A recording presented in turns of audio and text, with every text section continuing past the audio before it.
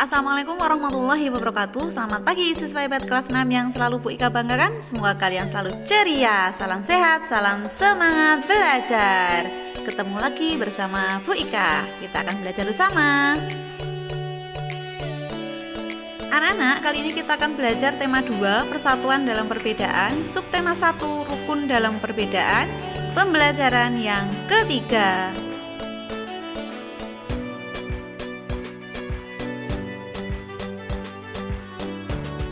Tujuan belajar kita kali ini yaitu menemukan informasi dalam teks bacaan dan mengetahui adaptasi makhluk hidup, khususnya tumbuhan.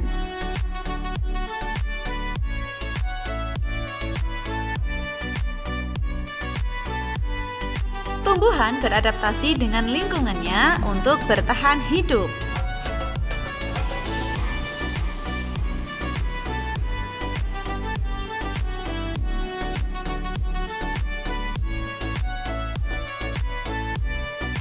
Apakah adaptasi? Adaptasi adalah kemampuan makhluk hidup untuk menyesuaikan diri terhadap lingkungannya. Lingkungan tempat makhluk hidup disebut habitat.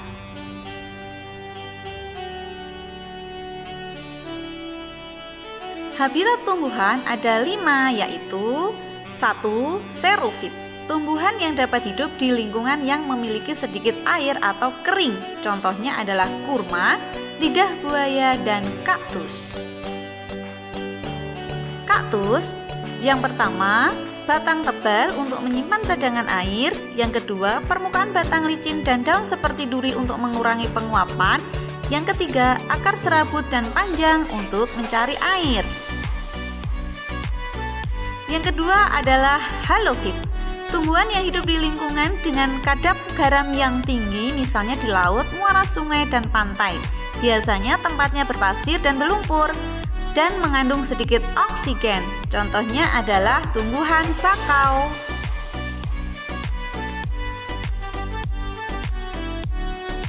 Bagian bawah daun bakau memiliki kelenjar untuk mengeluarkan kelebihan garam.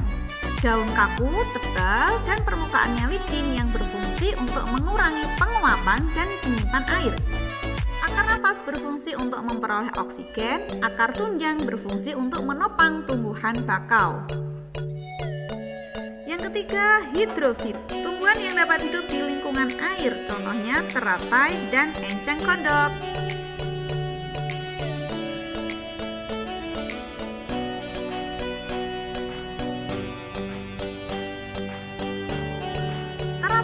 Daun teratai lebar untuk mempercepat penguapan dan agar bisa mengapung di air. Daun teratai mengkilap berlapis lilin agar tidak cepat membusuk.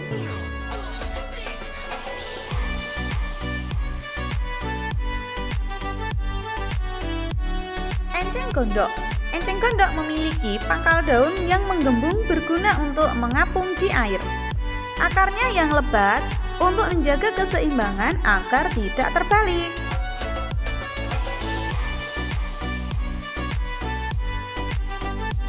Yang keempat, hygrofit, tumbuhan yang dapat hidup di lingkungan lembab, contohnya begonia dan tumbuhan paku.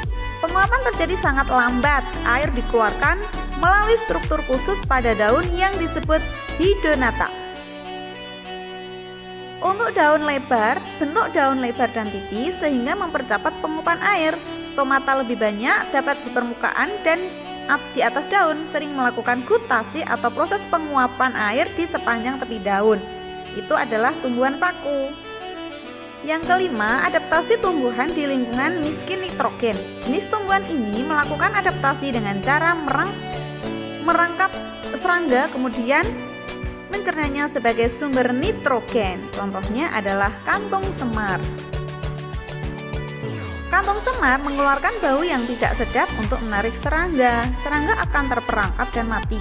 Setelah mati, serangga akan mengeluarkan nitrogen yang berguna untuk sumber makanan tumbuhan kantung semar.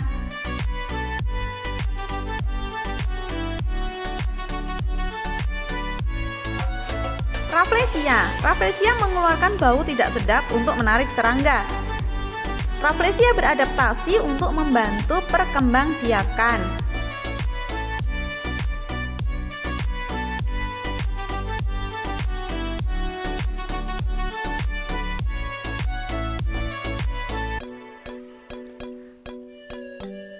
Tumbuhan dengan mahkota bunga yang mencolok agar menarik serangga ini berguna untuk membantu proses penyerbukan. Contohnya adalah bunga mawar, bunga melati, dan bunga anggrek. Ketika bunga tersebut memiliki nektar atau madu, bau yang menyengat, bau yang sedap, dan kelopak yang berwarna-warni. Dandelion adalah benih dandelion ini memiliki serabut halus yang mudah terbawa angin. Setelah terbang, dia akan jatuh di tempat yang baru, kemudian akan menjadi tumbuhan baru. Anak-anak, itulah beberapa adaptasi makhluk hidup khususnya tumbuhan. Kita akan mencari informasi penting dari teks. Apa anak-anak tahu apa sih informasi itu? Informasi adalah sekumpulan fakta yang menggambarkan sebuah peristiwa atau kejadian tertentu. Informasi bermanfaat agar kita memperoleh pengetahuan. Cara agar kita bisa memperoleh informasi: yang pertama, membaca judul teks.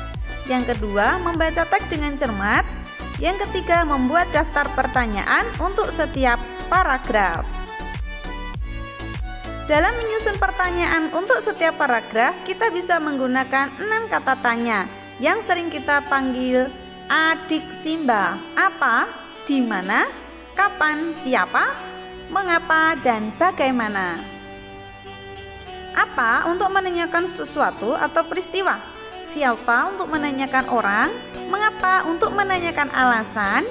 Kapan untuk menanyakan waktu, bisa tanggal, hari, tempat, jam, tahun. Di mana untuk menanyakan tempat, dan bagaimana untuk menanyakan cara. Berikut adalah peta pikiran yang akan kita gunakan dalam proses memperoleh informasi. Pertama, judulnya ditulis dulu, kemudian beberapa pertanyaan dari 6 kata tanya itu kita gabungkan. Apa peta pikiran? Peta pikiran adalah diagram yang menggambarkan secara visual tentang ide, konsep, informasi, atau hal-hal lain. Setiap konsep, ide, atau informasi tersebut berada dalam sebuah kotak peta pikiran yang saling terhubung oleh garis. Sekian dulu pembelajaran kali ini anak-anak, semoga bermanfaat. Sampai jumpa di video pembelajaran berikutnya. Wassalamualaikum warahmatullahi wabarakatuh.